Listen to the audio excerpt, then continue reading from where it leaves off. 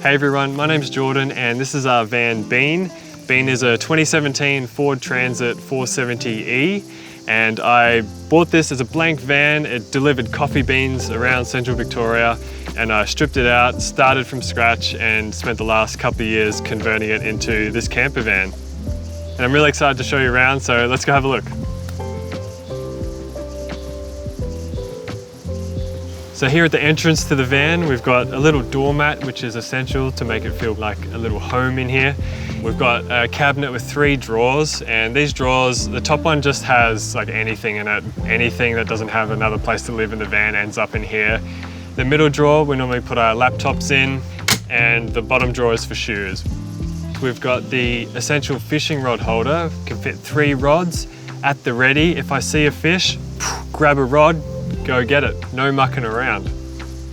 Initially I was planning to have a little fireplace here, and one day I still might do that, but it was just too expensive and it felt a bit unnecessary because we've got another source of heating in here. But I would love to have a little fireplace here one day. Let's take a look at the dunny. So welcome to our toilet. This is an Ogo composting toilet. And I went with this one because of its size. As far as I know, this is the smallest composting toilet on the market. So the way it works is you poo in the thing, you put the coconut coir in there, and you put some of this spray in. You hit the button and it stirs the stirrer inside. And what that does is help like semi-break it down while you're on the road. And then you can either compost it further or bury it. But where this is a real game changer is being able to pee in it. Just not having to come and go from the van all the time, especially if it's the middle of the night and it's raining. That's just the worst feeling of you heading off to sleep and you go, oh no, I have to go. Put the clothes on, open the door, trudge through the rain 200 meters to a campground toilet. None of that anymore. Even though this feels really expensive for what it is, I've never had a van before with the toilet in it, and it makes the experience a lot nicer. So yeah, thumbs up to the Ogo toilet. Not sponsored, but I wish I was, because this thing costs like $2,000. Ah! Initially I was going to put a shower in here too, but I decided against it because we haven't had an issue traveling finding showers. I do eventually want to build one off the back of the van though. You know, in those situations, if we're out in the bush camping, we can still have a shower or rinse off our feet if we're at the beach or wash down gear. So that's one thing that I haven't finished in this van is that shower. All right, onto the kitchen.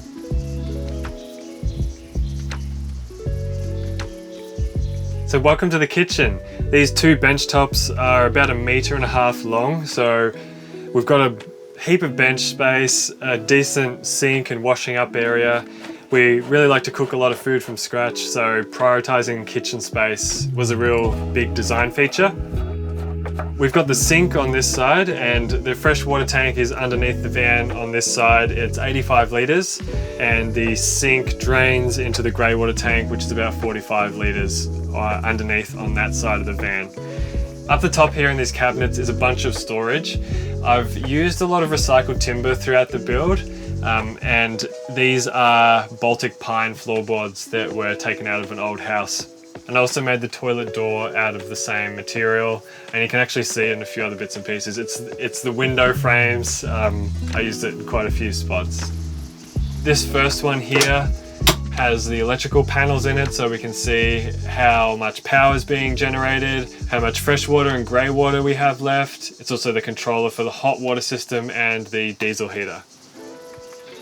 I didn't want storage to feel like it was enclosing on our space, and so I didn't make these cabinets too deep, because I've seen vans where they come out so far and yeah, you get a lot of storage up there, but then you feel like you're, I don't know, it feels a bit claustrophobic.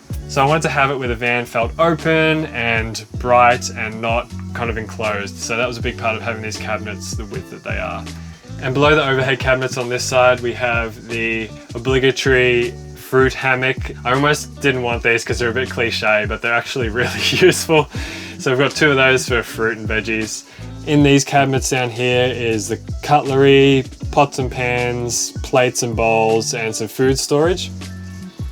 And under this side is the water system and the diesel heater, which I'll come to in a minute.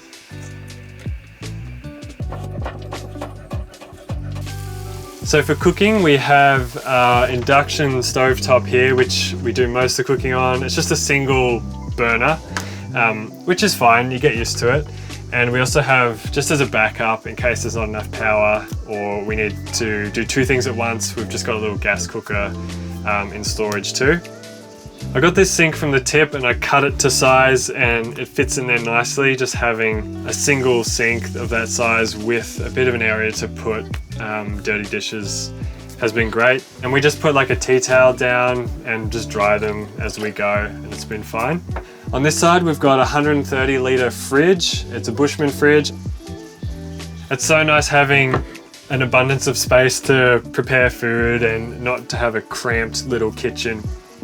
It's really easy to cook proper meals in here. All right, let me show you the water system and the diesel heater. I'm going to take these cupboard faces off so we can get a better look. So under this side, we've got a little pull-out bin system just for rubbish and recycling, and that slides in nicely. Down here is the diesel heater and part of the hot water system, and the rest of it is in this side. So the hot water can be heated by three ways. One is the diesel heater. The second way is by 12 volt power. So when the batteries get to a certain voltage, it can switch over and dump excess power into this to heat the water. And the third way is by mains power or shore power. By plugging in to the side of the van, we can heat it that way. And that's normally what we do. Normally we don't really have hot water because it's a luxury to do the dishes with it anyway. But for when the shower is hooked up, obviously that'll be a really nice thing to have. So while we're down here, let's talk about the electrical system. I'm very proud of this, and it took a lot of research and talking to people and just learning to pull this off. So up on the roof, we've got two 250 watt panels. They're wired in series. That comes down then up into the charge controller. This is charging the two 200 amp hour lithium batteries that are wired in parallel. So we've got 400 amp hours there. And we've got the Smart BMS 12200. We've got our Lynx distributor here, acting as our big beefy bus bar. And for the inverter, we've got a Multi+2 here, which is the 12 volt 3000 VA, which is 2400 watts of power. And we've got a fuse block there that runs part of the DC system. And on this side, we've got another fuse block for some other DC things that are on this side of the van. So yeah, it's all been working really well, and it's been a great amount of power, being able to cook on it and charge all our stuff and run the fridge. All right, onto the bed. So here we've got the bed couch area. At the moment, it's obviously in couch mode, and we've got the Lagoon swivel round table here.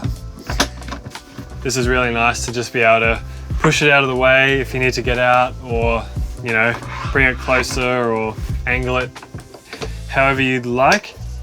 We can work here, we can fit two computers and work away. We can eat dinner, and yeah, it's a really nice sized table. It's not too cumbersome or too big. I did have a different table, one that looked a bit cooler, made out of those old floorboards again, but it ended up breaking eventually when I sat on it too hard one time.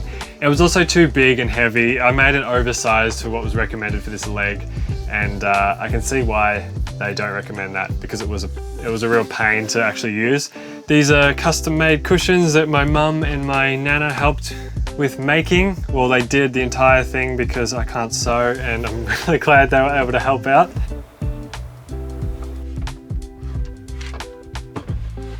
So when it's time to turn this into a bed, this tabletop sits in here along with another piece of plywood, and these cushions go into the middle and become the mattress.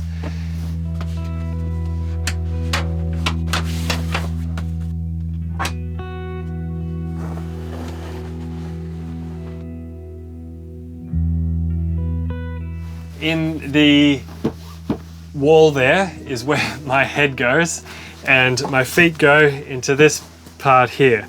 Because I'm 195 centimeters tall, for me to sleep that way, I needed the max amount of space possible. So when I built the van, I framed it so the wall went in so I could squeeze myself in that way Katie doesn't have that problem because she's much shorter than me and is much more suited to van living, but I really wanted the bed to go this way and not long ways because it would have made the kitchen much smaller if I would have had to have 2 meters of bed going that way. I've got 2 of the Sirocco fans up here, which are amazing on those hot days because there's no air conditioning in here. These do really well, and I put 1 on each side so that whoever's sitting on either side can have a fan directed at them. We've also got the skylight up here, which opens fully and has a shade and a blackout curtain as well. This is amazing to get hot air out and also let fresh air in. As well as these windows open up and also have a blackout and a fly screen on them too. Really stoked with these windows. Up the top here we've got clothes storage just on a stretchy bungee cord sitting on a shelf made of different kind of old floorboards. We have a side each for our clothes, and that is just enough for like daily use clothes. And then underneath the bed here is also more storage. And at the back of the van we've got more storage drawers. Either side of here are 2 big deep drawers which are great for storing camera gear or tools and other bits and pieces like that. And up here we have Sardine Boy.